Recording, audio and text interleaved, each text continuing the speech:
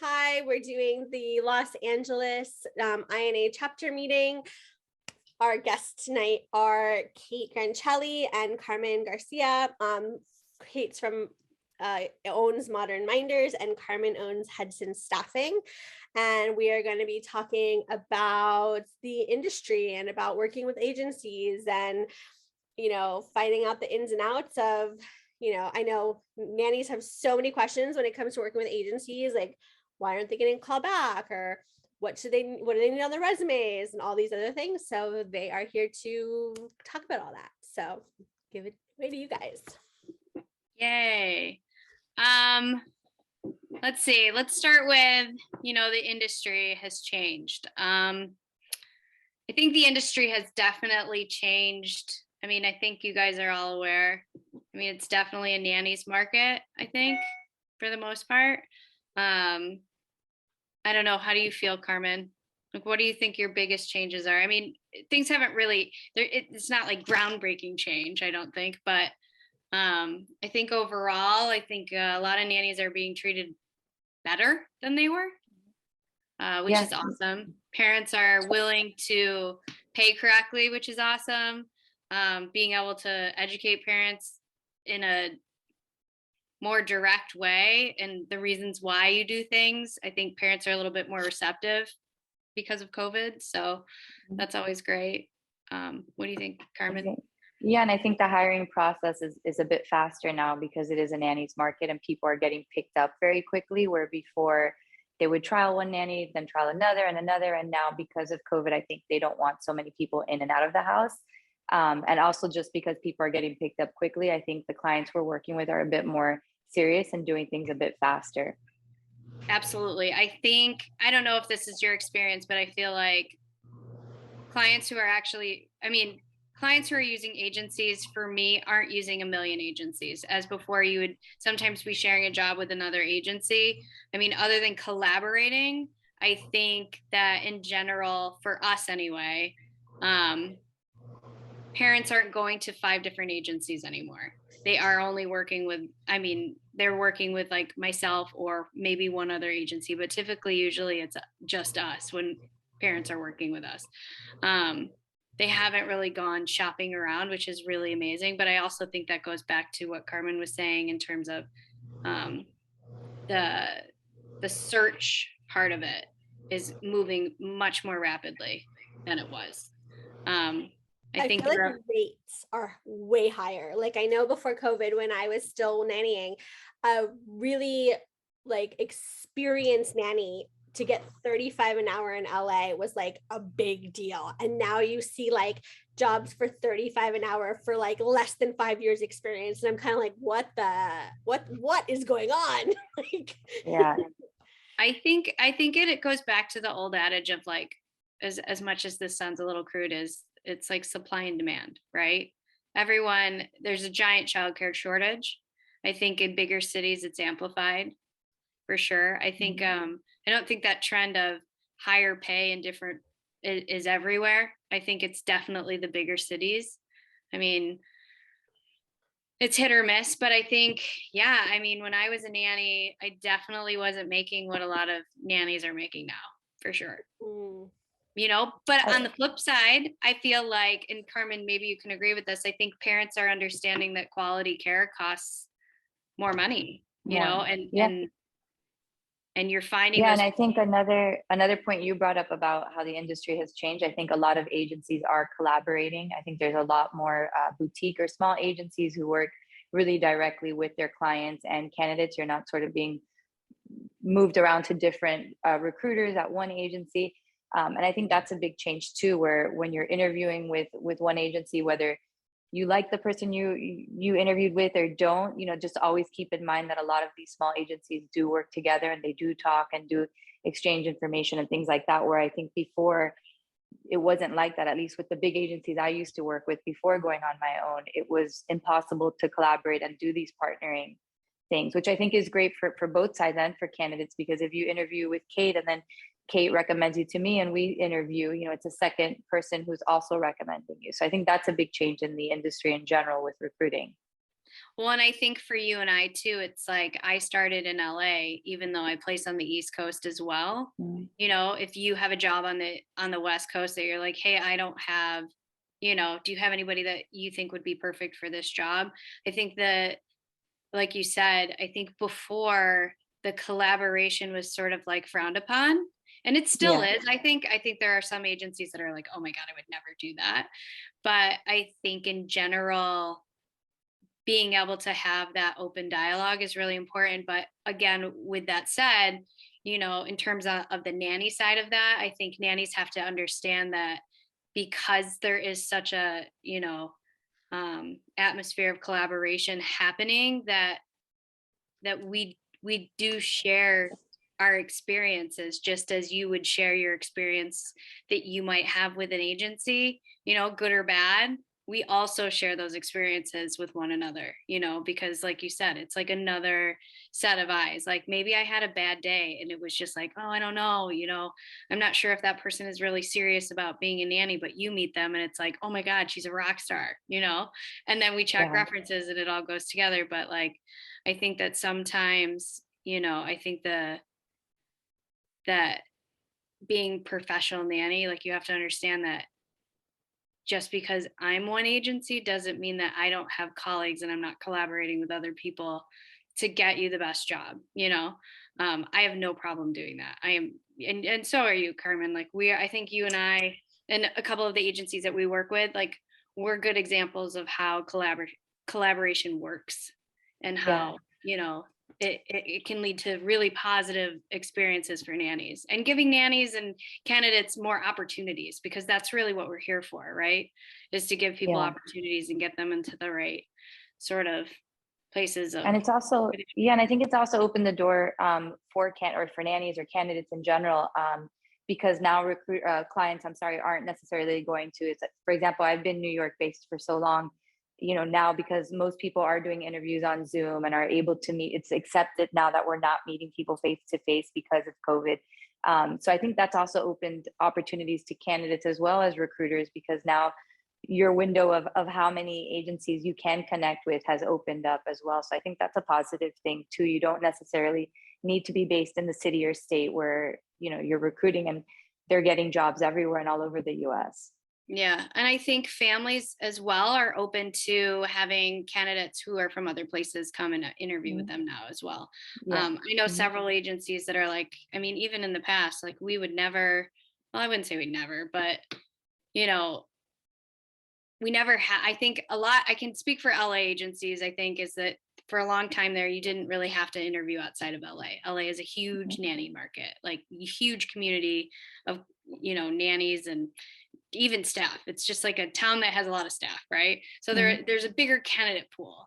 Now that, you know, people have moved out of the cities or, you know, gone back home or changed careers and things like that, like having the ability to do Zoom interviews and things like that has really, I think, benefited, you know, giving candidates an opportunity same to with New York. Yeah, I think the same with New York, where before, if it was a live out position, there's no way you could even mention a relocation candidate. But now, as long as they have some tie to the city or have friends that are able to relocate themselves, they're definitely more open to it because of the shortage of nannies in general.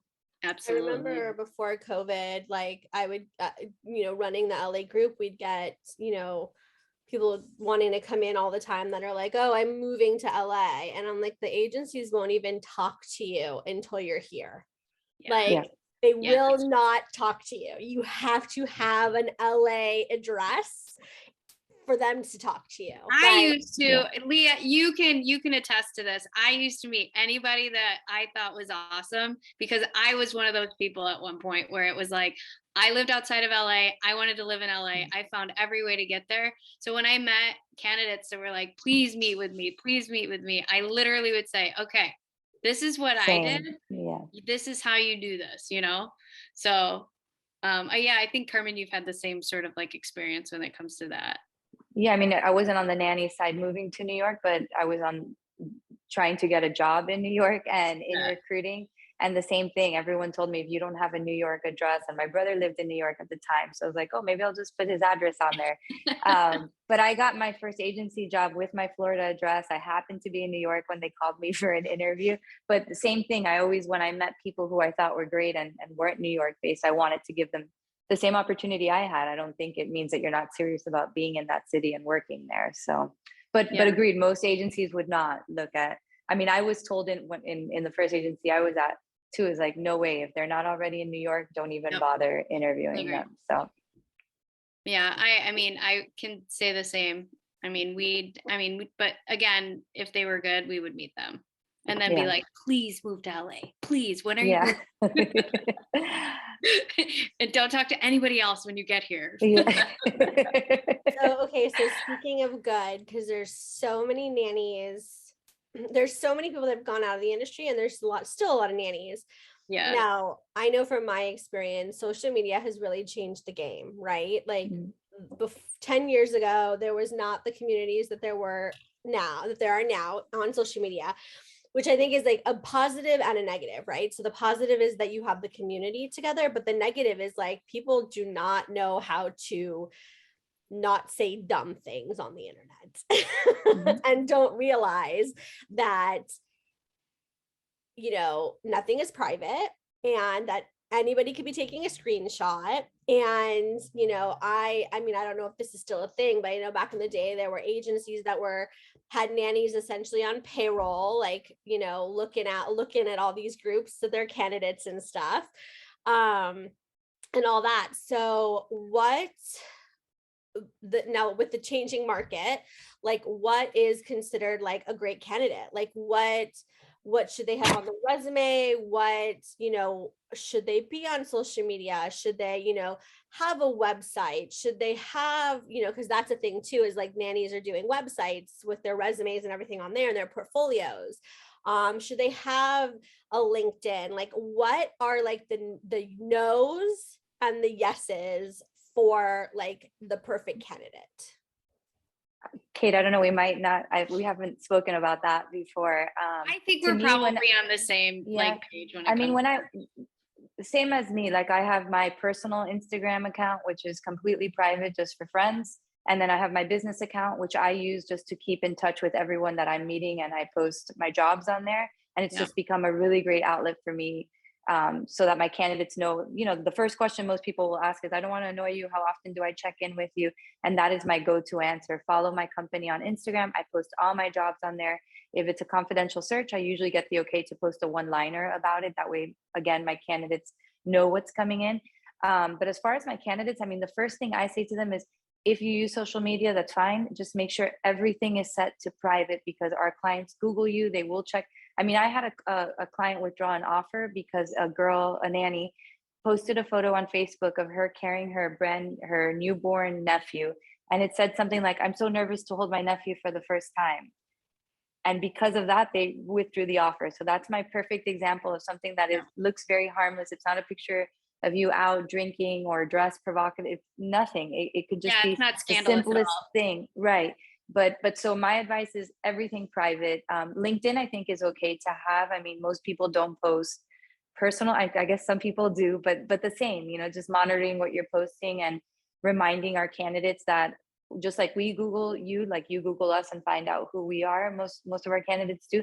Our clients are going to do the same to you. So I think it's okay to have a social presence because it's used for absolutely everything nowadays, whether it's getting jobs or keeping in touch with family and friends. I think it's harmless, but again, keeping it private is my number one advice. As far as having a website, Stacey, I haven't had too many candidates who have that. I wouldn't be against it if you have it's like a LinkedIn, right? So it would just be sort of a link on there if you wanted to add photos or, you know, so I haven't seen anything. Yeah, what I've seen of it is like they'll have like essentially their resume or their portfolio, and then their resume is behind like a password wall where, you know, if they have someone they're interviewing with, they might give that, you know, if it's like a virtual thing, you know, they may give them like the password so they can see the resume and everything in front of them and stuff. I've seen a few different things, but like essentially like your portfolio online, because, you know, back when I was interviewing in person, you hand your portfolio to your to the person you're Of interviewing, course. and you hand Mhm. them the resume that they keep, and they give you back the portfolio, but they're there to be able to look through it. We don't have that anymore when we're doing it through Zoom. Yeah, that's true.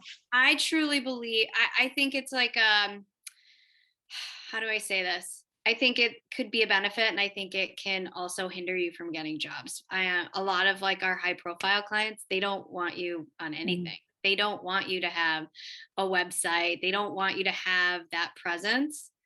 I think when you're looking for a job, it's different, in terms of like Carmen is absolutely amazing. I actually was telling the recruiter in my office today, I was just like, Carmen is so good at posting her jobs all the time.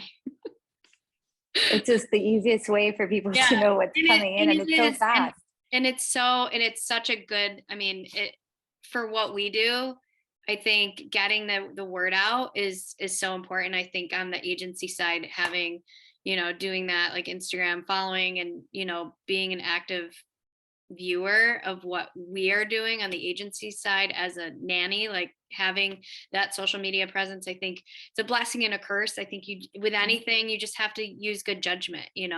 Now, not everybody has great judgment. I think sometimes, like Carmen said, it's just you have to, if you're looking for a job, we live in a world where people see things and they're like, they react, so you have to be really careful what's out there.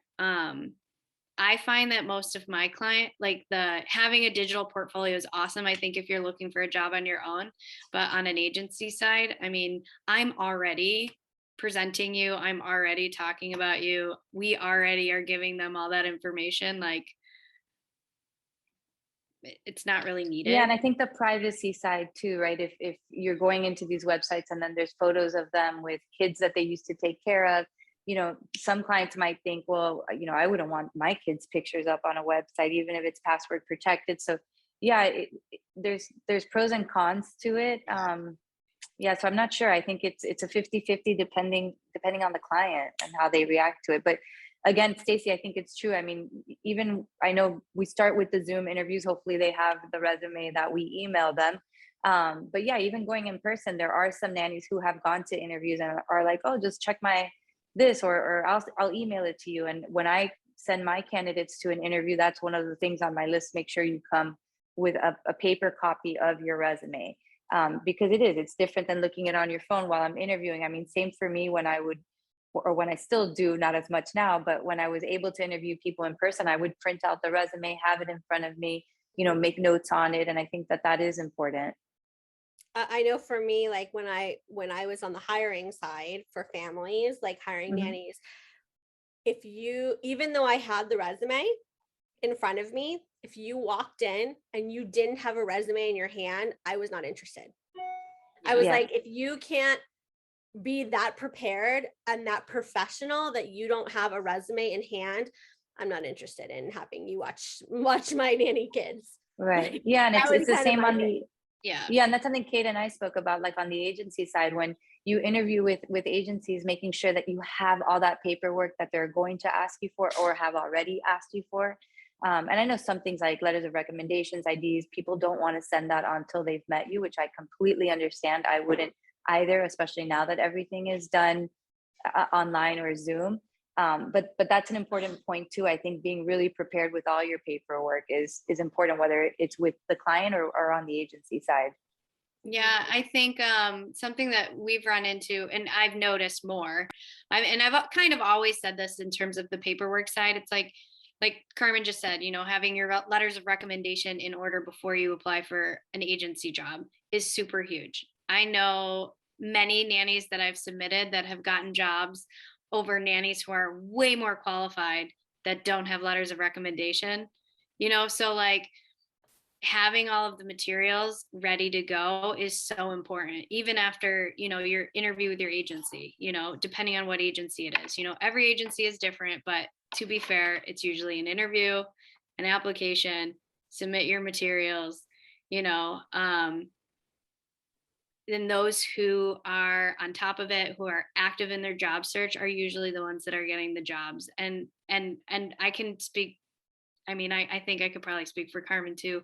Those people who are on top of it and are like, yes, I'm there. Yes, I'll do that. Okay, great. Amazing. You know, anything we ask that needs to be done and it's in the inbox in 30 minutes, or they're communicating, hey, I'm not home. I'll be home in 2 hours. I will get this to you as soon as I can, you know, and it makes us feel confident too, right? Just like the same, you know, when a candidate says, well, I don't want to send this to you until I meet you, again, understood.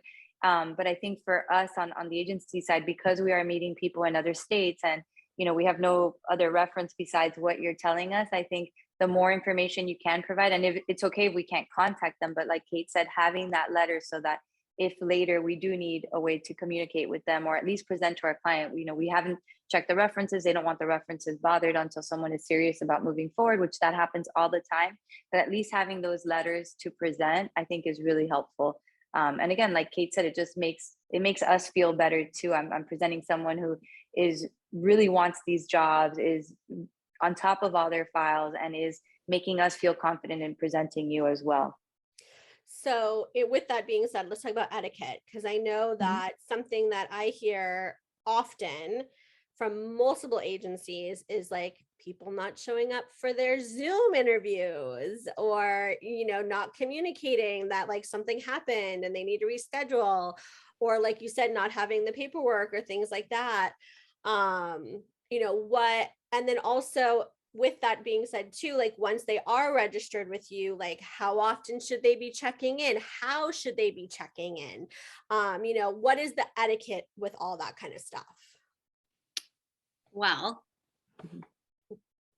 from a nanny to an agency owner, I've tried to make it as simple as possible for any candidate who registers with us. You send me your resume. I send you a link.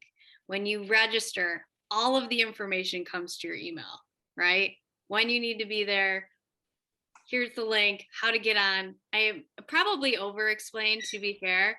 And then in addition to that, I send a follow-up before, 24 hours before, and then an hour before. Like there's lots of check-ins that when somebody comes to me and says, oh my God, I'm so sorry, I totally spaced and missed my interview, or, you know, or just don't show up. It's kind of like, I am over communicating to you because I believe in you.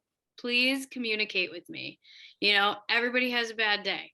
Everybody needs a mental health day. Sometimes it's like, oh my God, I can't do this interview today. I've had like, you know, a bad day or whatever. Like just communicate clearly, honestly. We're in the business of relationships, so communicating and making it known on that end, it's so important. You know, tell us, do you prefer text? Do you prefer email?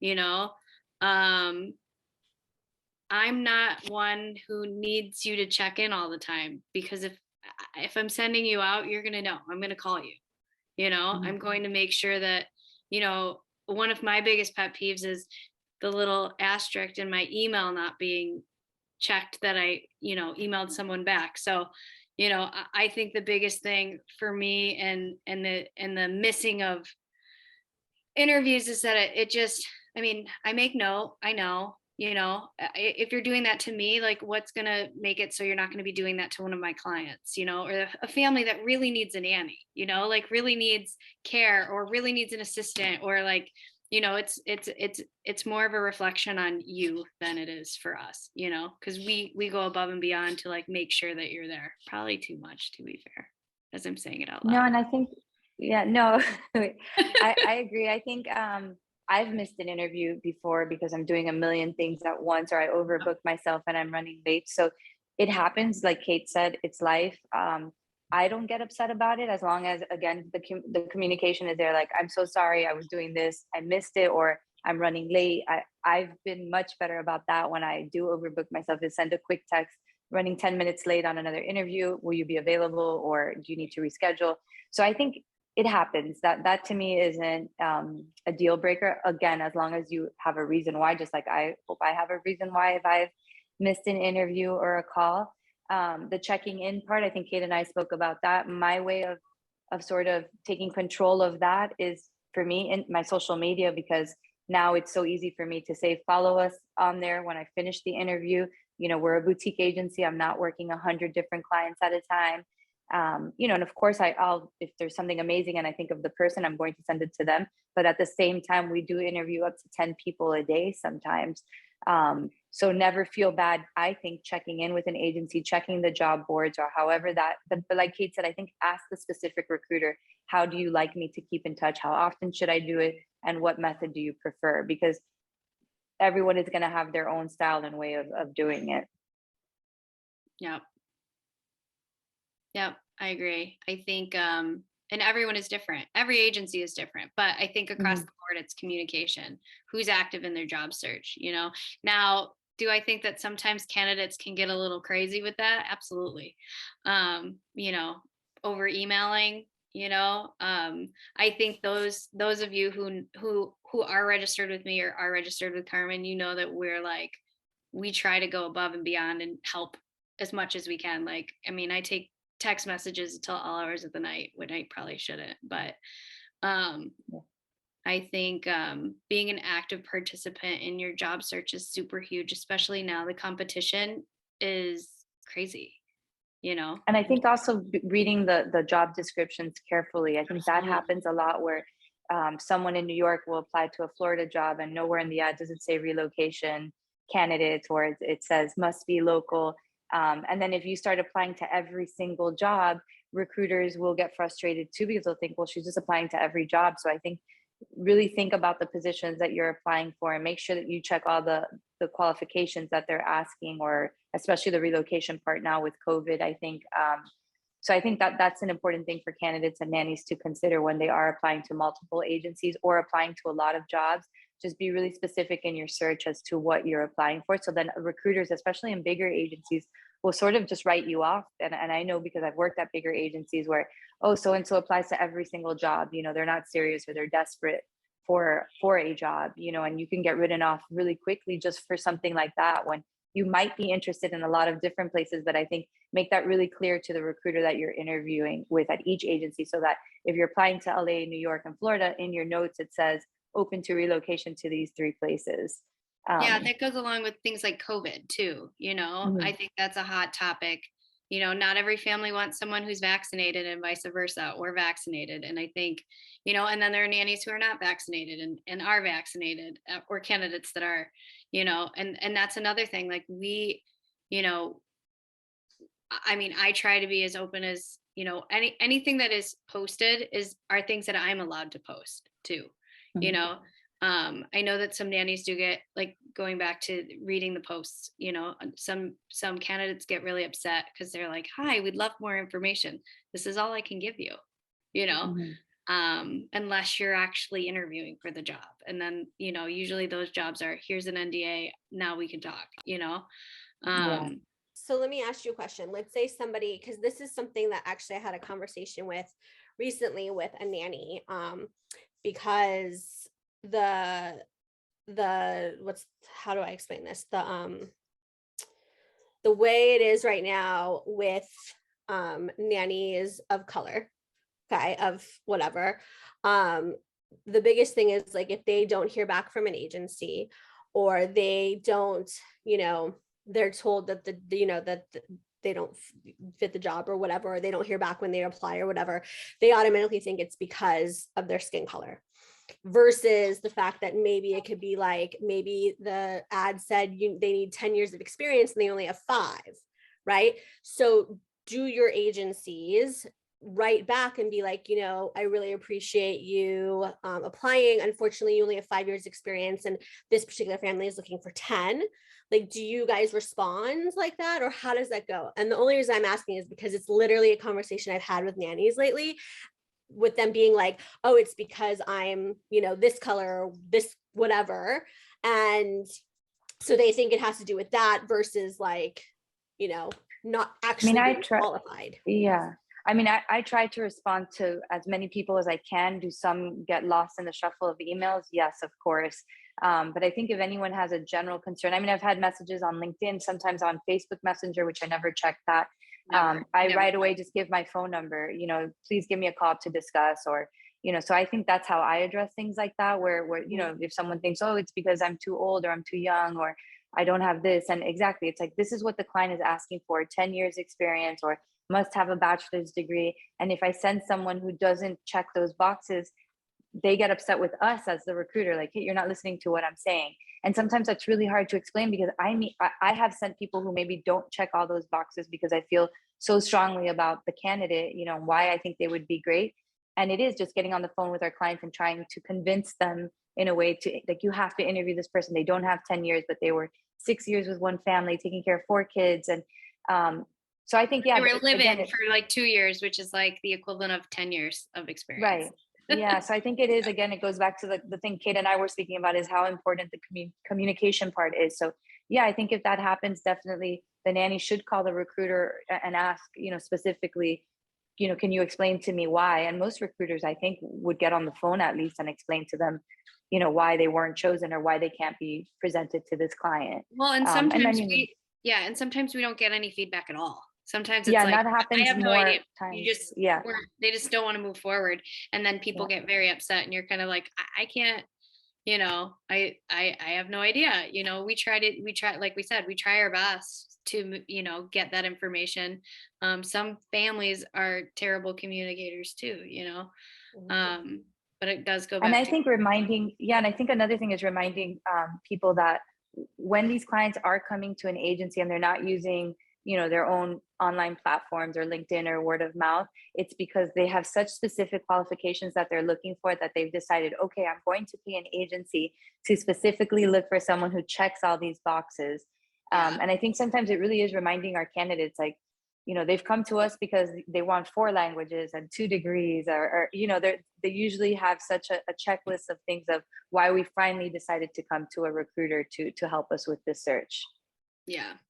Yeah, I think the issue, like, you guys are boutique, so I feel like you're more into it, but I feel like some of the bigger agencies that have multiple people, like, I think that's probably the bigger issue when it comes to things, because you do get lost in the shuffle. You become like one of 100 faces, and it's you get ignored essentially. And I think that's where a lot of like the frustration with agencies come from for every nanny, right? It's like, like, you don't hear back, or you're working with multiple recruiters at one. I mean, again, I've worked in the bigger agencies, and I think that was probably one of the biggest complaints was, I keep getting passed along to this recruiter, that recruiter, depending on who's working on the job. So I could see, I know why that is so frustrating, because when I was on that side working with agencies that were just throwing 1 million people at you a day, and then 1 million clients at you at a time, it was awful, because exactly, people do get lost and you don't develop those relationships, and you're competing against your coworkers to fill jobs. So it's not that, and I think that's why so many boutique agencies have popped up, is because we realize that it's a huge problem in the industry, that it is such a personal service that we're providing. And if you take that out, you might as well just use an online platform and make it, a random selection of, let me see, throw 10 people and hopefully one will stick. Yeah, I agree 100%. I definitely feel like when I was a nanny, like, that was a big thing. I feel like agencies would throw me jobs and kind of, I'd be like, this is nothing that I asked for. Like, why are you calling me on this job? Right. Yeah. Like, this is like, I asked you for, no more than 10-hour days, and you're giving me a job that's 16-hour days. And I'm just like, what? Like, why? Or I would get called on every single job. And I'm like, but I think too, that's why the online platforms work, as far as like posting your jobs or using things like Instagram or Facebook, because now the candidates sort of have the power to apply, where before, I'm thinking 13 years ago when I first started, that didn't exist. I mean, besides our website, but it took a day or two to get it on the website, the job posting. So I think now nannies can just look at the websites or the however your recruiters do it. And now we're not sitting back and waiting for you to apply, but now I don't have to mass call and email 50 of my nannies, because now I've told all the ones that I've interviewed who I think are amazing and I want to help them, follow us on here, take a look at our job board. And now you sort of get to pick and choose, this is exactly what I wanted, or, okay, I have a couple of questions on this posting, but it sounds almost like what I want. So I think that part of the social aspect of using these platforms helps Mhm. with the nannies that are looking to apply, instead of, like you said, Steve, them saying, I have this job for you, I already sent your resume, the interview's this day, and you're like, what are you talking about? Like, this is not even what I want. So Yeah. And Leah just said, or going to an interview at a hotel, paying for parking only to find out it's not a fit. That used to drive me crazy. Like, I don't want to meet you at a hotel and pay for parking to interview you. Like, you should be paying for my parking if I have to meet you at a hotel. I have honestly, anytime that's ever happened, we pay for parking. Yeah. And then we charge our clients for the parking. Let's just say I don't work with that agency anymore. Right. I think going back to what you were saying, Carmen, in terms of job postings as well, I just want to touch on that a little bit. I think a huge thing that I just experienced actually is I had a job in New York, right? I asked several of my a couple colleagues to help out with that. Immediately I got messages from nannies being like, this job is with 5 different agencies. I think it's really important to, again, read the job posting and understand that there are agencies that do collaborate, like, I mean, in our circle, how many of there? 4? At Easily least, 4, yeah. 4 or 5, right? And we collaborate all the time. It's amazing. It's such an awesome, different experience than I've ever had, and has been so. And it also helps us beneficial. help our candidates. So now if I meet a nanny who I love, but I know I have nothing for at that moment, I can say, oh wait, Kate told me about this job she has. Let me send you, is it okay if I send your information to her? And so I think that the collaborating part, also helps our candidates, because again, Yeah. we're one agency working a handful of positions, or it opens it up for it helps us, and it helps, I think, our candidates as well. Mm-hmm. Well, especially if families are no longer going to like 5 to 10 agencies, because that was a problem too. Like, I remember when I was doing the job search, I would get phone calls from multiple agencies about the same, and they all sound a little bit different when the agencies are telling you. So like, they rely on us to be like, oh no, I'm already up for that job. But like, sometimes you don't know because it sounds different. Yeah. And like, then it becomes an issue. Like I had a nanny recently within the last year come to me, and that kind of happened to her. Like, she was presented a job from one agency, and it then the same job from a different agency. She thought it was 2 completely different jobs because they were saying that the hours were different and all these different, things that sounded very different. And so she went with the one that, sounded more like what she wanted, to then find out that it was the same job, and the other agency was pissed at her. And she was like, I didn't know it was the same job. Like, it didn't sound the same, and it's, I feel like that's tough too. So if they're going with less agencies, that's also a positive in that sense too, because then you're not dealing with that. You're never confused. Yes, and then you don't And I think the agency. Yeah, and I think most you're candidates like backstabbing them. Yeah. But I do think most clients, I mean, that's happened to me where I've presented someone, they're like, oh, well, we already got it from so-and-so agency. So I think clients are pretty good about, saying, oh, she came through this one first, or so that's definitely, it still happens. I mean, that hasn't gone away completely. So I think it's hard too, because I think families like talk to you guys, and you take in what they're saying and whatever, and like sometimes it just sounds different, especially if you talk to different people. Like, I know when I was hiring for one of my clients, what I would say versus what she would say was a little bit different, because like I understood, like, okay, that's really not going to happen. So this is what she really needs, and she would be like, this is what I want. I'm like, yeah, that's not realistic. Like, right. Yeah. So you kind of word it in your own way. Yeah, exactly. So, okay, what about so for a resume, like obviously the industry has changed a little bit. I know in the LA industry specifically, before COVID, like education was huge. Like everyone was always continuing education, doing all the classes, doing all that stuff. Almost to the point sometimes I feel like it was too much, and would word resumes, and I don't know how this is from the agency standpoint, but like would take classes like Udemy and Coursera and stuff, and like worded on the resume that they were like taking classes from like Stanford and Harvard and things like that, because it was Coursera. So how do you guys look at that kind of stuff? And two, is that still relevant? Like, should nannies be doing the continued education? And if so, what do you recommend? Like, what stands out the most to your clients as far as continued education on the resume? I mean, I think for the first thing is they're either asking for an education background or they're not. I think it's a 50-50 thing. They either care or they don't care. Yeah, exactly. So I think if you have your associate's degree, your bachelor's degree, some courses toward early childhood or, for working at a daycare, anything that's relevant to childcare, I think, yes, add it to your resume. But I think at the end of the day, it's either going to be the client is asking for an education background or not. But I think it's good to add anything that you've taken, especially if you don't have the college degree. Let's say you don't have that bachelor's degree, but you know about the different developmental stages, or you've taken courses specifically for that. I think it is important. I think it's nice to add it to your resume to show that you do have that. I also believe that, and I say firsthand, I think if you were to ask me what is the biggest thing on resumes that stand out, spelling, punctuation, complete sentences. Believe it or not, the families, I mean, when you're working with a boutique agency, a lot of how you're getting a job is how we're presenting you in terms of our relationships with our clients, I think.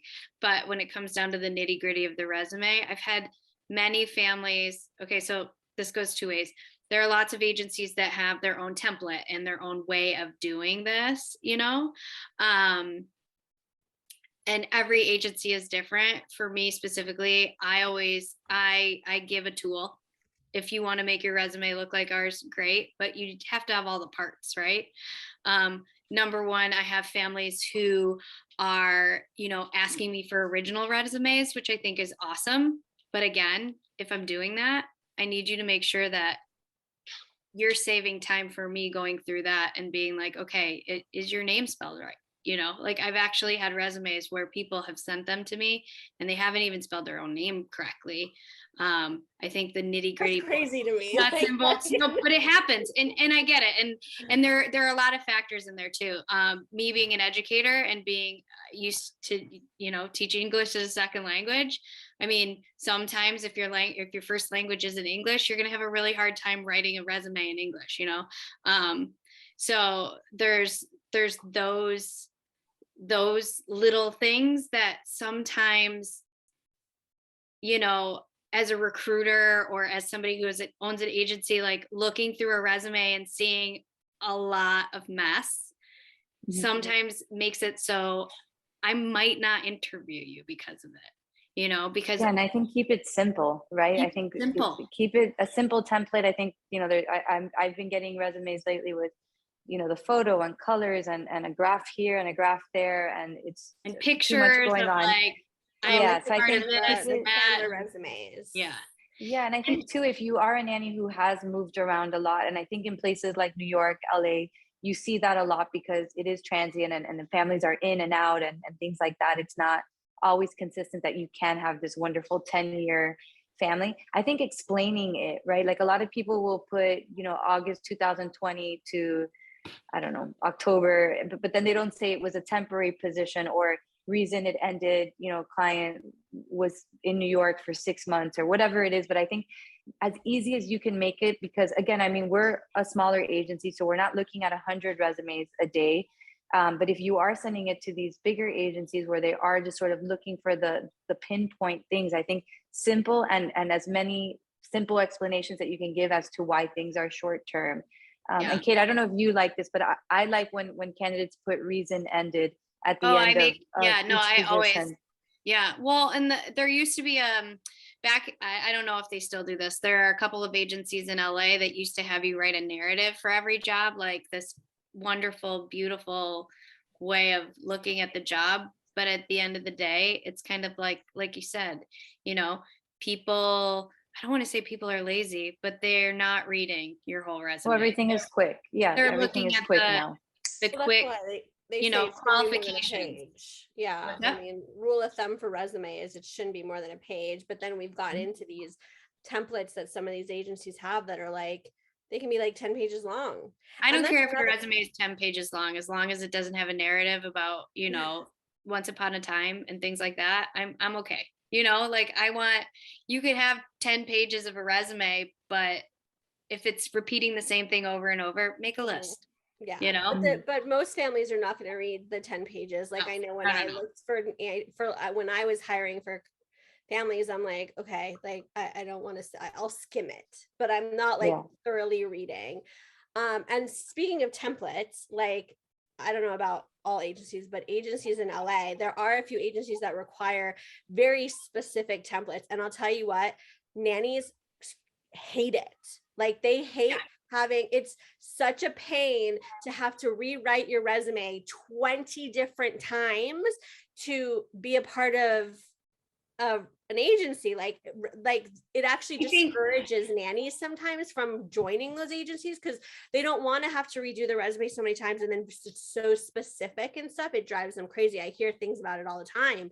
So I was just looking for a job like last fall. I talked to Kate, I talked to Carmen, that kind of stuff. I avoided those agencies like the plague and flat out told one if they wanted to represent me, they had to do it themselves because just flat out. And I'm like, that sounds awful, but I'm sorry. If you they wanted it so specific and certain things in third person and all this stuff. And I'm like, I don't have 7 hours to just sit here and focus on what you want me to do. If it's that important for you, I'm very happy to register with your agency, but it's going to be you guys that do that. And it's also the agency's responsibility in a sense to sell you as a candidate. So I think filling out a million forms and redoing your resume and answering a million questions, I think that's part of the interview process. So I don't think that's necessary. I don't do that. I want your normal resume that you wrote. If we need to fix a couple things here and there, or I can give some suggestions on how, you know, one of the things is a lot of people with COVID that weren't working and maybe picked up some odd jobs here and there, like driving for Uber, but they were a nanny, or doing Amazon, which is whatever it is, they're putting that on the top of the resume and then adding the nanny things on the bottom. Or someone who maybe took a personal assistant job but wants to get back into nannying. I think that's another good point, Kate. When you are applying for those jobs, I always say to put your relevant childcare experience on the top, even if it takes it a little bit out of order, because again, that's going to catch the recruiter's eye. If I see, you know, Amazon delivery for a year and a half, you know, you might not get to the part where it said they were a nanny for 10 years. So always make sure whatever job you're applying for, all of that is on the top of the resume. And I think when you're sending your resume to agencies that might not be making you do your own resume, like this is hard for me. I have a resume template, but I don't require you to use it. It's like your resume might look better if you do this hint, but also if you don't, send it as a Word document and I'll change what I need so you can be presented correctly. You know, people who are paying hundreds of dollars to get their resume done, just don't do that. Just, you know. I just know that there are, especially like nannies that English is not their first language, writing a resume in general is very difficult for them. Exactly. And so then to have it turn around and having them to rewrite it in certain formats, like you could be those agencies could be missing out on amazing nannies because of that, you know, and it's like, it's kind of discouraging, you know. I've met so many nannies and this is more LA than New York. Shockingly, a lot of New York nannies have some killer resumes, right? It's wild. But in LA, I can tell you this, I have placed nannies like that who are like, I don't have a resume. I've never had a resume. Can you help me make a resume? Absolutely, I'll help you make a resume if you're communicating with me. If you're like really, I don't know, you are passionate about your job. You know, you are following up. You are, yes, I have letters of recommendation, but I don't have a resume. I will 100% help you, you know, just ask, or someone in my office will help you. I personally love writing resumes, but I did that for 3.5 years. And I can say that Kate is a killer resume writer because she has helped me rewrite mine back in the day, and I like would get compliments on that resume. All right, I'm sending you my resume tomorrow, Kate. Yeah, right. Um, I don't know You're why. definitely more patient than a lot of other agencies, for sure. You're definitely more patient, step by step. I'll guide you through it. Oh, thank you. Going back to that with the resume situation, that goes back to Carmen, you and I had touched upon that, you know, making sure that everything is correct. Make sure your phone number is correct. Make sure your email is correct. Make sure your email is a professional email. boobookitty@gmail.com is not going to work. well, especially when you can make a Gmail account in like 2 minutes. Like, Yeah. make a new Gmail account. Like, I'm going through all our notes. Carmen and I had a nice little powwow about this because I think we have a really good pulse on, you know, a lot of this. So that was one thing. What was the other thing? I think one other thing, Kate, we may have spoken about is when you are applying to jobs with agencies, asking the agency, not saying, send my resume to this client, present me to this one, let me know when that's been done. That can come across really aggressive. say that? Yes. Like, that's so rude. Yeah, and then emails over and over sometimes. Yeah, so I think be patient with the recruiter too. Again, we're typically 1 or 2 people working with our clients, and just ask the questions you need to ask. Would you think I'd be good for this? Or I saw this job, I'm interested in it. I think a lot of it is in your tone and wording. And again, just keeping in mind that those things do stand out to the recruiter, because if it comes across aggressive to us, our fear is how will they talk to our clients? So I think keep that in mind just when you are applying to jobs, to be polite about the way that you ask, not say things like, send my resume to this one and let me know what they say. When is my let me know what interview it for says. this job? Yeah. And what about following instructions? I feel like I hear that a lot. Like, Yeah. if you have a specific instructions in the description saying like, please use this as the subject or whatever, like that, I personally feel like that's important, right? If there's like, read the job description, read it thoroughly, follow directions, show that you can follow directions, right? Because Yeah. you can't follow simple directions. Like, how are you going to follow directions when the parents are telling you to do stuff, right? So I have a small pro tip. Because we've been doing Zoom interviews, part of my check off of the things I check off, there's one small direction before people get on a Zoom call with me. And that is, please text me 5 minutes before, and here's the number, right? Very clear when you get your confirmation. If you don't do that and I have to text you, it's like a check off like, do you read directions? You know? I know it seems really silly, but that's a silly thing for me. But there are other agencies who have, you know, a laundry list of things, you know, like, are you on time? Were you in your Zoom room before the time, you know?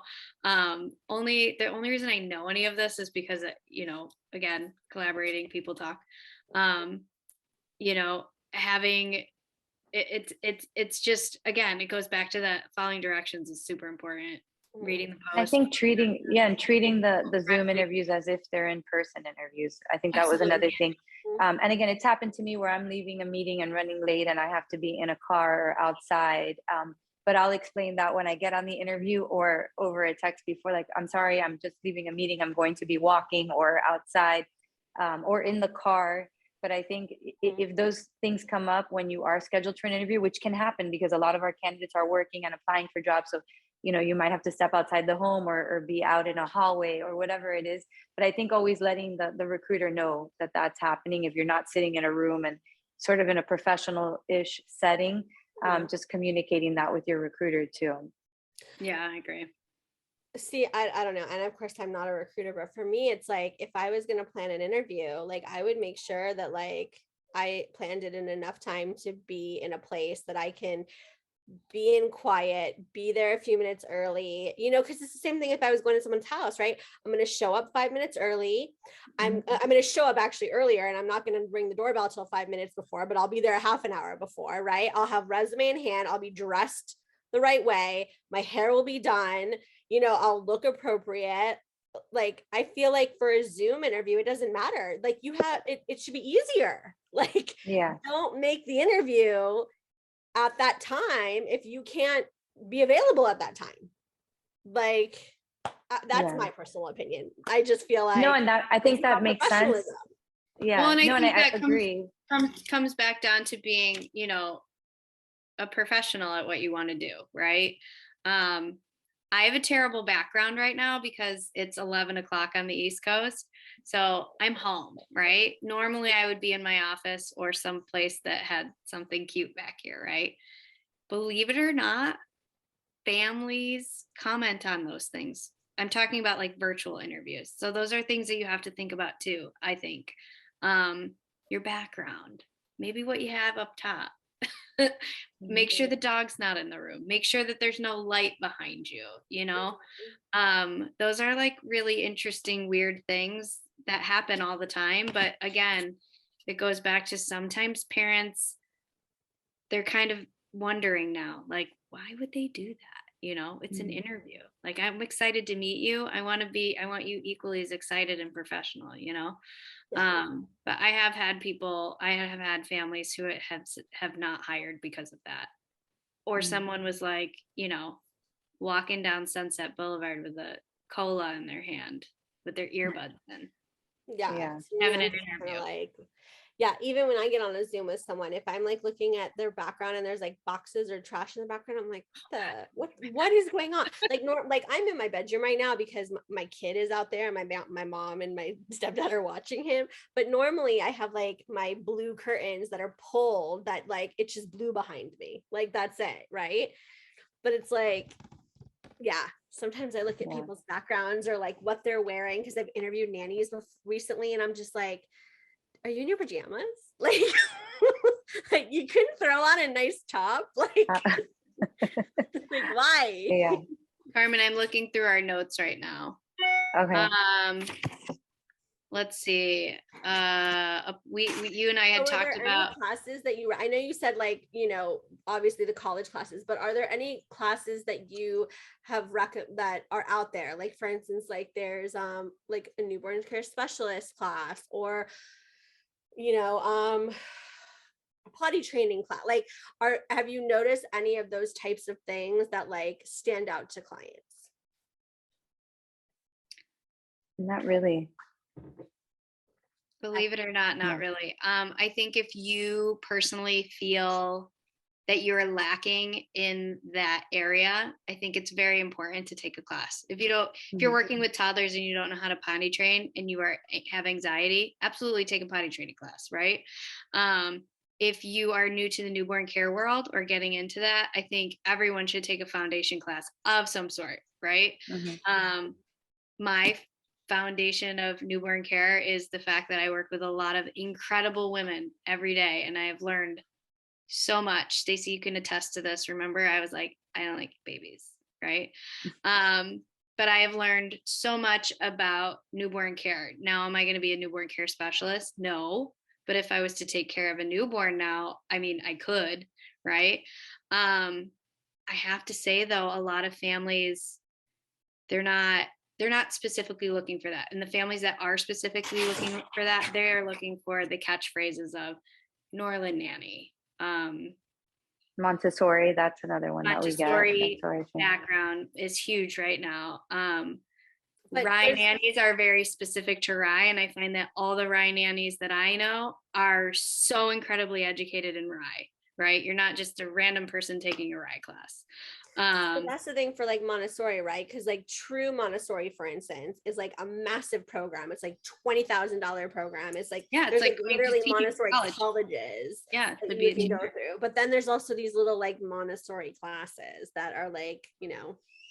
I think educating yourself in a lot of different parenting styles would be helpful for anyone. But if you're asking if families are specifically asking for a specific education portion or a specific class that goes along with that, I think they're more into, you know, your background and do you have knowledge in it kind of thing. Do you have actual hands-on experience? You know, I have women who I'll use the newborn care world 100 times over. I have women who have been newborn care specialists for 30 years, right? They have never taken a newborn care specialist class specifically, that have gotten jobs over people who have just taken courses, and I think it really also goes back to, it depends on the person. Like me personally, I'm not going to work with newborns if I'm not taking, a class. And there are so many classes out there that are wonderful, right? I feel like too, like, But specifically looking for specific things, I think I don't know. Carmen, do you run into that? I mean, our families No. asking? Yeah. Yeah, they're not. No, I I feel mean, like basic like CPR, first aid, Yeah. but no, Do you not swim? specific classes. Yeah. I feel like experience, definitely, like someone who just took a newborn care class, like it's not a hands-on class, right? You're essentially, especially now, it's like a Zoom class. You're just sitting there for 20 hours and it, you might not absorb the information at all. So definitely experience, I feel like, overrides any of that, Yeah. for What sure. Trying to think. We were talking, Carmen and I, we were speaking about in terms of etiquette, going back to that topic. If you're having a bad day, like, and talking about emails and tone and things like that, if you're having a bad day, don't write the email. Don't write the email. Rethink it. What did you say? It was rethink it before you send it, kind of thing. Yeah. Or pick up the phone so it's not Pick up the in phone. writing. Yeah. Let's see, what else? What about after you interview, or after you're hired? That's a really good one to talk about. Etiquette in terms of what happens after you're hired for a nanny job, and what that agency role looks like. Do you want to talk about that? You can start if you want. I think, well, go ahead and then I'll go in. I think it's really important to know that once you're hired, the families are usually the families are your employer. So, we can help you negotiate. Obviously, we do the negotiations. We do, make sure you're set up for success, contracts, things like that. But after that, little things like, I can't You're even talking about like taking breaks. Like if breaks and things it's like not that. in your contract, instead of coming to us saying like, well, I'm working 10 hours and I'm not getting a break, can you talk to the mom? Putting in a third person into that relationship actually harms you, because it looks like you're not able to communicate with the client directly. And then it could also just rub the client the wrong way. Like, oh my goodness, she's running to the recruiter and saying that I'm not giving her a break. And that makes me look bad. So I think being able to communicate with who hired you and who is your employer, and not to say you shouldn't come to the agency. There are a lot of reasons why you should come to the agency. If you're being mistreated, if you're having an issue with one of the parents, or one of the kids are being aggressive toward you and you've tried talking to the parent about it, by all means call the agency. But I think little things about specific days off or hours off, or just kind of those day-to-day routine things, being able to speak with the person who hired you, because they are your employer at the end of the day. If you hurt And then again, yourself, so that was another, we had something like that happen where someone got hurt on the job, and she never told the client. It was after she got let go. She never contacted us as the recruiters who placed her. And then the client gets a call from New York State saying that there's a claim against them.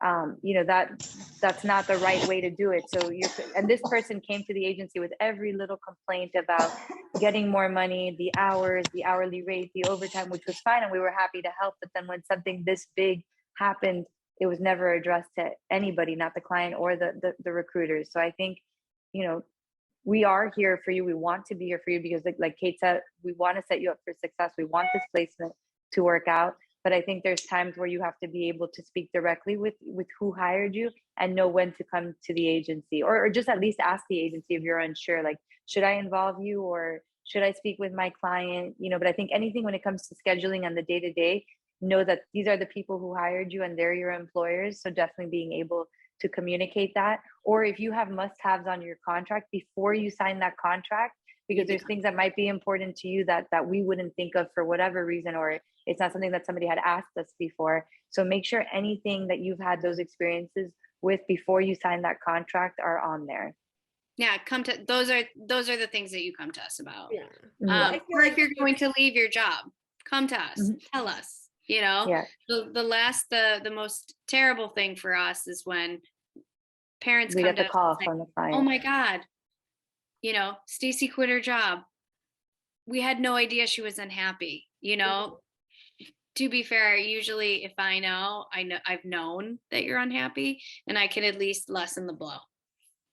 Yeah. I feel like too, if there's stuff like about pay or whatever, like don't take the job if you're not happy with the pay or the hours or that kind of stuff. I feel like, I don't know if that happens so much anymore, but I know I used to hear complaints about that all the time before COVID from nannies about like, oh, they don't pay me enough, but you agreed to that pay. Like, Yeah, why and I did you think take the that's, job if you didn't like it? yeah. And going back to the jobs you're applying for, which happens a lot too, where, I know you're looking for 35 an hour and you just applied to a 25 an hour job. And don't go into it thinking I'm going to interview with this client and they're going to love me so much that they're going to pay me 35 an hour, because again, it makes you look bad and it makes the recruiter look bad.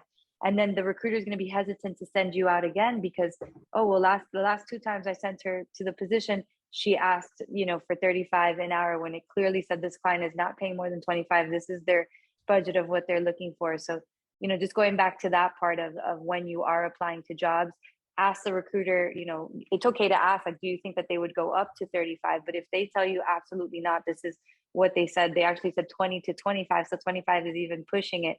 Don't apply for it and don't go to the interview, because they're not just all of a sudden going to pay you $10 more an hour. Well, and you're because not they going to think be you're happy. amazing. Yeah. In 6 months, you're going to be, unhappy and resentful and all of those negative things. I had a situation where, I think, let's go back. I think it's also really important as a candidate to know what your numbers are. Know your budget, your personal budget. I always ask, what is your hourly, like, what do you want to make, right? What is your range? What would make you happy? Minimum, high end, right? And then I always say, what is your yearly and what kinds of benefits are you looking for?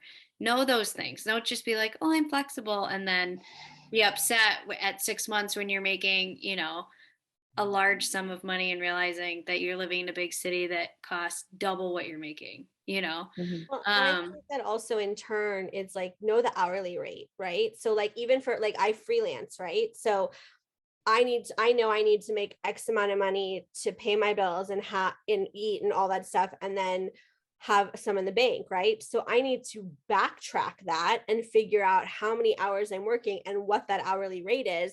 So that way, when I'm giving my proposal to someone, like, this is my hourly rate, right? It's the same thing. Don't say you want to make $100,000 because it looks like a big, nice number, but you don't know what that breaks down to. Or your best friend's making it. Exactly. Like, if that breaks down to $25 an hour, working 80 hours a week because of overtime and everything like that, are you okay with that? Like, do you understand the math of it all? Yeah. Yeah, no, I've had candidates who are like, I want to make 85K a year, but I want to make $45 an hour. And I was kind of like, that doesn't make how sense. many hours a week are you working? I don't know. But knowing those numbers are really important. Because at the end of the day, our job as recruiters is, one, to find you the very best job that you're the best fit for. My big line is, I will always advocate for you as much as I would advocate for myself. I'm also very realistic with families and candidates about what the job is, or what the pay is, or, like Carmen said, don't go into a job search knowing that you want to make $35 an hour, but this family is so amazing and they can only offer 25, because you know what, at the end of the day, they can be the most amazing family ever, but you're not going to want that job, and pay your bills still. You're going to be calling Carmen and I again and being like, hey, I need a new job. This isn't working for me, Although we do want you to work with a really nice family as well, because not everyone's paying $45 an hour right now. It's just, so there are families out there that, need care that aren't maybe offering that big ticket number anymore. So speaking of which, what are the things that they should and should not be talking about on interviews? So for instance, like I know back in the day, right before COVID, like you said, they would go to a $25 an hour interview. They wanted to make 35. So they would actually talk about money in the interview. To me, like that's a big no-no when you're going through an agency. That if when I would interview and someone would start talking money to me and I was through an agency, but like, you need to talk to the agency about that. Like that negotiation gets done with them. I think now people are being so clear about what they're paying and on job postings and things like that. I agree. I think it should go through the agency, but when I send a candidate, I'm being very specific as to what that person's hourly rate is and what their expectations are now with paid time off, holidays off. I'm sending that as part of my interview notes as what I'm sending my clients. So they already have all that information. So depending on the client, I'm okay with a candidate talking about money as long as they know that this is what I presented you at, this is where the client is at. And that way we're both on the same page. If your rate is 35 an hour and the client is asking, which they shouldn't, right? It's already in what I sent them, and the nanny says 35 an hour, I'm completely okay with them saying that as long as it's been communicated before going to the interview. Yeah, you have to think of it as we're a team. Mm-hmm. Yeah, we want to Yeah. make sure you're getting what you're supposed to get or what you need, and you're also in the range that the client told me. And again, I think now when I'm speaking with clients and doing things hourly instead of an annual salary, to not get mixed up on, oh my God, yeah, it's $100,000 a year, but you're working 80 hours a week. So I think that's helped too with the process of, can I talk about money? Yes, I presented you at 35 an hour. The client is willing to pay 35 an hour. If they ask you, feel free to say that number. Yeah. And what kind of benefits are you guys seeing lately, like added on? Like, I know, Kate, you mentioned like people are more apt to pay on the books, which is amazing because nannies have been fighting that fight for a long time. What other benefits are you seeing that families are doing right now? I think with COVID, a lot of people now are seeing the importance of offering health insurance or a stipend toward health. And I think when we're speaking with the clients, that's one of the first things that we're asking too. Obviously first, what is the salary that you'd like to stay in? And then second, what kind of benefits are you offering? And then they'll ask us, well, what are most families doing, especially if they're new to hiring or it's their first time bringing on a nanny. So I think guiding them too, most nannies are looking for benefits. Or a stipend toward health is really important right now. And I think most families with nanny hires in particular, they want to know that their nannies are going to the doctor and do have health insurance. So I would say 9 out of 10 families are offering something for health. Yeah. Well, and I think in California as well, I think it's been a fight, right? In LA in the last 10 years to get families 100% on board. I think what happened with COVID, especially in California, LA market, is a lot of families were paying their nannies not correctly, and they were slammed when they let their nannies go and went and collected unemployment. So I think like what you said, offering health insurance or a stipend towards and educating parents on the tax benefit of doing that. There's amazing stuff. There's the 2 programs. It's amazing. It's a great perk. It's tax free. Like it's amazing. Yeah. I mean, it's the LA world. California's I think in terms of domestic workers' rights is a little bit ahead of the game. And I think parents have really come around. I really do. Even parents who are, maybe not paying 40 or, the 30 to 35 hour. Actually, I can't say that. Most families are paying at least 25 to 30 now because of inflation. But, even families who are paying maybe 20 to 25, I mean, they are also offering health insurance, which I think is amazing, because they see the importance of it. Most benefits, vacation, sick time, which is huge too, because a lot of times before they weren't offering maybe 3 days of sick pay. Now families are offering 6 days, and then there's a COVID clause in there if you get COVID, or now I just have families who are saying, here's your vacation, here are your sick days, and maybe they give you extra PTO for if your kid is sick or whatever, which is really nice. I have had a lot of families, believe it or not, offer cash, well, not cash, a monthly stipend for incidentals, reimbursements, car, cell phone. It's amazing. Yeah. And the whole portion to your retirement has started coming up, which is even more amazing because I know that that's a big thing for nannies. I mean, a lot of nannies specifically, have a hard time saving for their future, Yeah, and I think with COVID too, in New York, more families are offering Uber rides home at the end of the night if nannies are working late. Metro cards, I think that's sort of always been something that they did, but I think the private ride homes now have become more of a thing that's part of what's being offered in packages. Safety. Amazing. Yeah.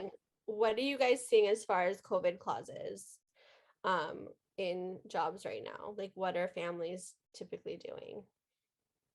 I mean, I don't know, Kate, maybe yours are different. Mine, they're really just asking for the vaccine.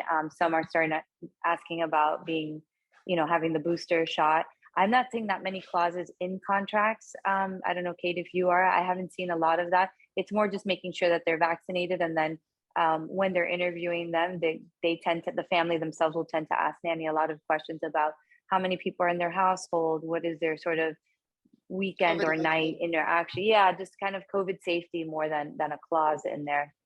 And what about sorry, go ahead. What are they doing if they get COVID? Like, I had a family recently that the nannies brought COVID into the home. So then, everyone got COVID. Nannies aren't working. Moms parents are with the kids by themselves with COVID. And it's just a nightmare. Like it's a nightmare. So what are parents doing as far as like COVID? And Carmen, I think you and I have actually helped a mom. Didn't we help a mom who had COVID, and then baby had COVID, but we happened to find a nanny who had already had COVID. So it worked, right? In terms of clause in a contract, mostly California, to be fair. A lot of families have offered, 10 to 14 days, depending. I have not had one family, knock on wood, one of the families I've worked with had a nanny who had COVID and been like crazy about it and been like, no, you can't, you got to work, or just, I'm not paying you, you're past your days. Right. Which goes back to, I'm really happy I work with good people, to be fair. I haven't had issues with that either. I mean, I've had nannies who have gotten COVID and the family will call and ask if we have someone who can help out for a couple of days. But as far as paying the nannies the time off that they need, or the 5 to 14 days, depending, it hasn't been an issue. Yeah. That's amazing. I've had some families who actually write it in the contract. Some families, it's just like, if you have COVID, stay home, or, you're sick, stay home. Again, I have heard horror stories of people who have been in situations where it hasn't been so pleasant, and maybe lost a job because of it, to be honest, which is totally, I think, illegal, but it happens. But in terms of, I think we've all been living with this long enough that people are a bit more kind about it. In the situation, like Carmen said, if there was a situation where mom had COVID, we would try to source a nanny that maybe had COVID already, risk tolerance, right? We want to put the least amount of risk for everyone involved. And that was sort of the beginning of COVID before the vaccine. Mom and the baby had COVID. So it was trying to find someone at the time that we thought it was safe, that had the antibody, that was okay working in the home. But I think that's changed a bit now too. So. Well, and we know more now. So, and there's therapeutics and things like that then we have the CDC. Yeah. And what about families? I know there was I don't know if this is still happening, but there was, when the vaccine started coming out, that nannies were refusing to get the vaccines and were being let go, in masses. Is that kind of something that's still going on, or because we're so far into the vaccine, it's kind of it's already been weeded out at this point? I think so. Yeah. Do you have I know I've seen a few posts in my group, very rarely, but occasionally, of specifically asking for unvaccinated nannies. I've not had that once. You get a lot of? Once? I haven't seen that once. No, I've never gotten that. You've seen it No. once? I've gotten 2 requests in LA, and they're the hardest situations to like fill, because on the flip side of that, there are many nannies who don't want to work with unvaccinated parents, because Yeah. usually, but I will say that out of 30 jobs, maybe that's like one that doesn't require you to be vaccinated. It is what it is. I know, like in the beginning when the vaccinations in the groups, like nannies were very like, I would have to shut comments off and stuff, because nannies, if it was a question about, wanting to be have an unvaccinated nanny, like there were nannies that were calling it child abuse and stuff, where I would have to literally shut comments off and be like, just like you can request a vaccinated nanny, it's okay if they like, there is no law. It's your body, your choice, right? Yeah, I mean, Yeah. and that's where where we both ways. and it does, it goes both ways, right? I mean, and it's tough because there are people, again, it's a personal choice. I believe that as well.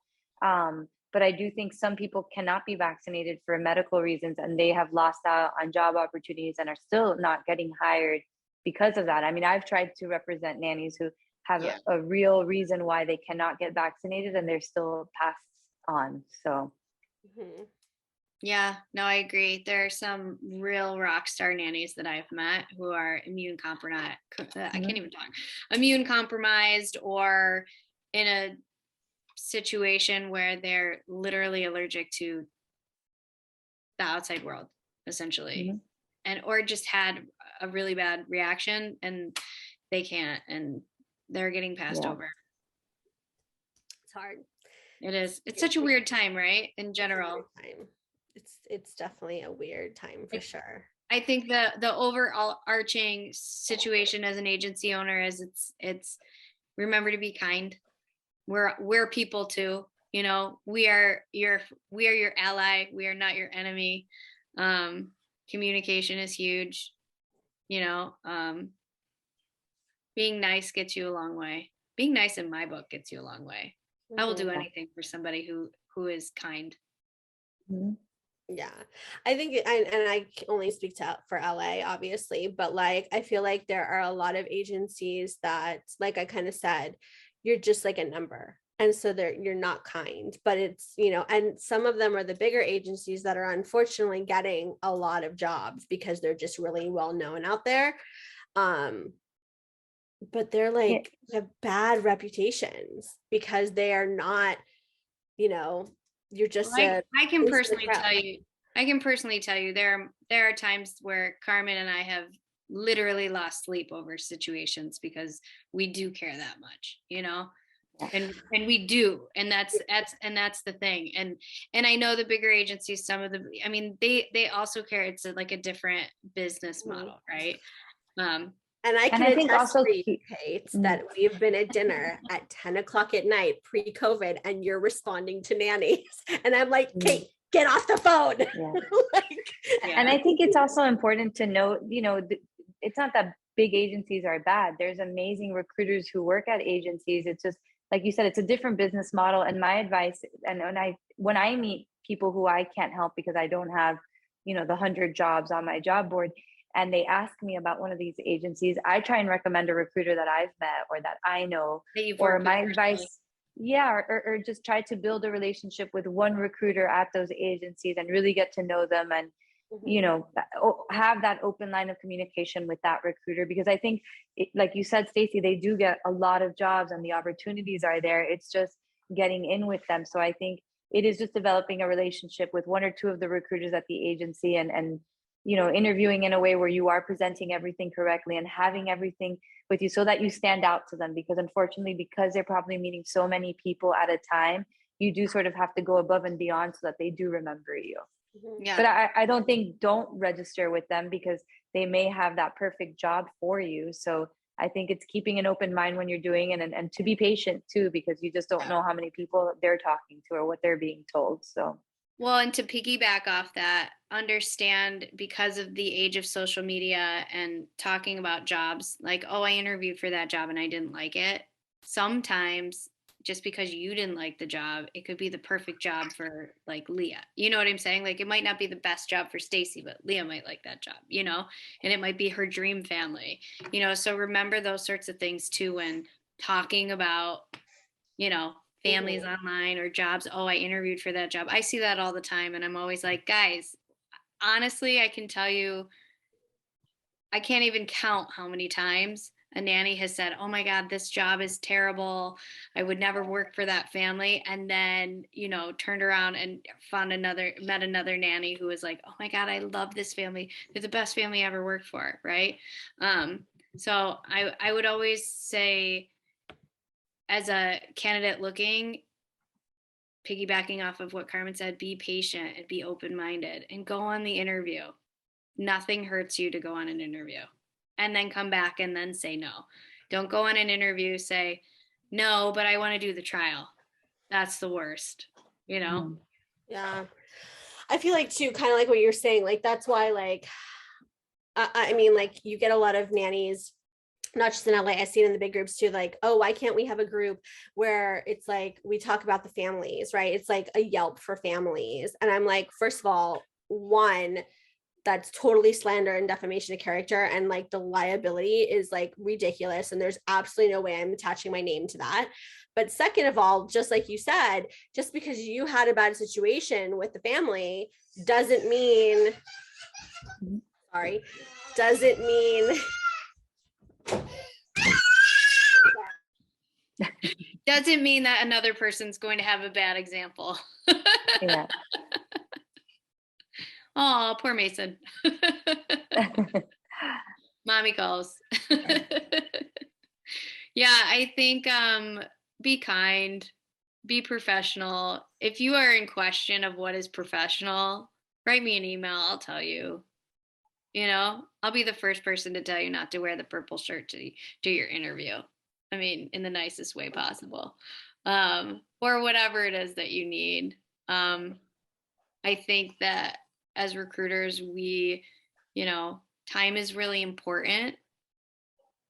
I think being the most efficient as you can when you're looking for a job is super, super important. And I think that that's one of the biggest things that's changed. Jobs are moving quick. Nannies are moving quick. People aren't moving out of jobs as much, though, I have to say. Yeah. You know, people are staying longer in jobs, which is nice. Nice for well, nice for you, nice for us, but also like, oh my God, where are all the nannies? You know. Anyway, that's pretty much, that's all I got. Yeah. Sorry. No, you're fine. It's okay. It's bedtime, so that's why we had a little bit of a freak out. I apologize. Thank you for taking that over, Kate. Question. Does anybody have any questions for us? No one? I have something. So I know, Carmen, you were saying like, you know, get to know one of the recruiters in the bigger agencies. So I don't know if this is true or not. And this is, again, something I've just kind of like seen through like what is said and stuff, is like, there's a large turnaround, I feel like, of recruiters in the bigger agencies. So it's hard to like really get in with one, I feel like, because there's such a big turnaround. I don't know if that's because they're seeing these massive, you know, checks, you know, crossing their desks or whatever, because I've seen what the agencies pay, and it's a lot less money than what you make as a nanny. Yeah. But I feel like there is a big turnaround, so it's hard to kind of like get in with them. Yeah, no, and that's a great point. And I think that's one of the complaints that we hear when, you know, just like nannies talk about recruiters, nannies tell us about recruiters as well. And I think that is the biggest complaint. Well, I was registered with so-and-so and she or he is no longer there. So I just keep getting passed around. And again, I think it's frustrating. I think still look at the website. If there's a job that you're interested, apply, and pick up the phone. I think sometimes it really is just picking up a phone. Hey, I used to work with so and so, they're not taking my calls or emails. Maybe they're no longer there. Is there someone else I can talk to about this position? I have my updated files ready to go. Who could I send them to? So maybe being a bit more aggressive with bigger agencies, just so that you stay on top of them, which is the opposite of what we're saying. But again, we're answering, no one else is going to answer your call, right, with us. But I think if you're having that experience with a big agency and you're seeing the jobs that you want, don't be afraid to pick up the phone, because I think a lot of people are doing things through email and text, and then you just get lost in the shuffle. And if you email and you don't get a response, I would just call and call a couple of times until someone pays attention to you. And then I guess if you don't have luck with that, then maybe give up on that agency. Or maybe but find I think a different agency who's going to work. Yeah. Or who but believes. I think the majority of the time, the big agencies do want to help. There's just so many people applying. So just be a little bit more aggressive about getting in touch with someone if the recruiter you were working with is no longer there. Yeah. And I think also sometimes the turnover is because it looks really easy. We make it look easy, Mm-hmm. and it's not. It's a lot more difficult than what people imagine, I mean, you could be working one client for months, before you make a placement. And then Stacey, going back to what you said, if your salary is low and you're depending on these commission checks, it is frustrating. And again, I worked on that side of an agency before. So I could see how, you could just sort of walk away, or especially if you came from the nannying world and you tried recruiting, and then the same thing, these jobs are coming across your desk where you're like, wait, I could be making this, doing that. So yeah, there's definitely turnover and then reasons for it. But yeah, I think just be a little bit aggressive with them as well. Yeah, no, that makes a lot of sense for sure. Me, So I ask the question. Sure. So I have a question. I have 2 agencies that call me for twin jobs a lot. And schedule wise, I'm very protective about my Sunday mornings because I'm a Christian and I go to church, and I always cautiously share that because I don't want people to ever think I'm going to like push my beliefs. But what tip do you guys have when bigger agencies call you over and over and over again? And they're like, I have this amazing job and it's 5 days on or 4 days on and 4 days off. Are you open for it? Or it's in Santa Barbara, or like they get you all excited. And then at the end I go, so do I have to work Sunday morning? And they've given you the whole spiel. Like, what is a polite way of like not interrupting them, but also being like, hey, remember, I don't work Sundays before 2 p.m. Like, what's a that sounds like an amazing position, but I have a conflict on Sunday mornings. So just cut them off to make or making or remind them to make a note on your file. Wow, that sounds, and again, just being nice about it. And even though it can be very frustrating, but I think be nice about it and just say, wow, that does sound amazing, but remember, I can't work Sunday mornings. Do you mind making a note of that? Because I want to hear about your amazing opportunities, as long as it, and you might have to say it 4 or 5 times before they remember that. But I think it's all, so it's polite to say, make a note of it. I just feel like that's rude to say that, like, but I guess, I think it's how you say it. If you say something nice first, something nice first, like, wow, that sounds awesome. Like, I wish I could take that. But if you could just make a note of this somewhere, just so you don't waste your time either, right? Because at the end of the day, they keep I do calling feel you bad. Yeah. There's a way to say it. And I think nicely. also it goes back to like what you just said. Yeah, sometimes it's the tone and the way you say it. Right. If you cut them off and you're like, please make a note that, then they're gonna be like, oh God, okay. Of course I would. You're like, oh my God, that sounds like an amazing job. I love it. I would in any other circumstance take it, but remember, like if you could make note that, this is really important to me. I've had candidates tell me, the killer is when you're like, I can't do Tuesdays and Thursdays after 4.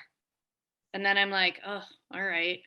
But I'm not going to be calling you for a full-time job then, I might be like, hey, it might be a Thursday to Tuesday. No, Friday to Tuesday situation, if that ever exists, but again, that goes back. Yeah, definitely tell them. Yeah, it's usually the 4 days on, the 4 days off thing that it's happened 3 times now that I'm like, I really don't want to be annoyingly redundant, but I'm just like, if it's a deal breaker for you and you have no wiggle room on it, the best way is always to be upfront and honest about it, even if they don't remember. There's some I just met a candidate, actually. I think Carmen, you met the same candidate. She is also Christian and she does not work on Sundays without exception, like no exception whatsoever. So, And most families I've worked for, they never had an issue with that. They just used me Saturday night or like, Yeah. Yeah, but like we just, I made note, and if it's a job that, she's like, hey, I'm interested in this job. I'm usually the one saying, but you can't work on Sundays, right? And then she's like, oh, right, that this is a Sunday job, Yeah. But if it's a thing for you, definitely say something immediately. Yeah. In a I nice think way. that's huge. I think that's huge too. Like coming from a family, I had for a client recently, a nanny who was Jewish Orthodox, and part of the job was Saturday, and it was very clear. We made it very clear. She didn't say anything, and during the trial, she ended up making some excuse and like literally walked off the job because she didn't, comes down to like she didn't want to work Saturday. Why'd you even go through the trial? Like, it's like, what did you? Oh, like, I mentioned it you just right away. wasted our time. You wasted our time. I don't want to waste my time. Yeah. Yeah, you And their wasted time your too. time. Like, we introduced you to the kids, and it's like, it's super frustrating. It's like, I would have rather if you told me like, oh, I'm sorry, I can't work Saturdays, and that would have just been the end of it right then and there. Right. And again, I think that goes back to the understand the job you're applying for, and things are not going to change just because you go and wow them with what an amazing nanny you are. Exactly. I'm sure you will wow them, but And that's what again, that's what they think. They say that to me. They're like, well, just go and meet them. I'm like, no, because down the road they're going to be annoyed with me because I'm not going to work Sunday morning. And I've told them like, no, like I won't do it. Yeah. And again, I think like, for example, if I was presenting you to a job and it required Sunday, but I thought everything else was perfect, I would ask my client before, perfect, but she needs this time off. Yeah. And the 4 days on, 4 days off, it's not fair to the other nanny who has to rotate with you, because then she has to work every Sunday. And I'm like, I'm not going to make her work every Sunday because I have to, I just placed a nanny. Her big thing is that she likes to go to CrossFit every day. Like that's her thing, right? And I placed her in a live-in job, and it's a travel job, and there's CrossFit everywhere. And I literally said to the client, this nanny is 100% perfect for you. Her only thing is that she has to go to CrossFit every day. And they were like, thank you so much for being upfront with us. We could absolutely make that work. She's amazing. Yeah. But again, and she probably has great energy from the CrossFit because she's fit. Every day at 5 o'clock, I could never do it. But yeah. Anybody else have any Thank you. Yeah, no problem. Questions for us? Comments? No? It's getting late over here, that's why. Yeah, Oh my God. It's 8:40 here. We can totally wrap it up if nobody has any other questions or anything. I feel like we've gone through please stop. We've gone through we've talked so much stuff. Like, I feel like we've covered everything that anybody could possibly want to know about working with an agency. And feel free and of to course feel free to email us email us. Awesome. Very helpful. Okay, then I'm going to stop the recording.